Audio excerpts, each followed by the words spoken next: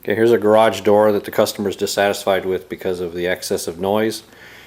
There's also a problem with installing the springs like this. See how they're corkscrewed across there? That creates a problem with noise. The springs are actually making contact very tightly with the torsion tube. So we're going to operate the door down here.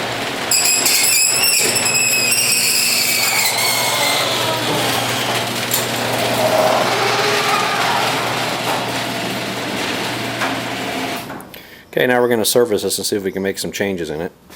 Okay, well, I think we've got it finished. Everything's been greased up, so we'll try it.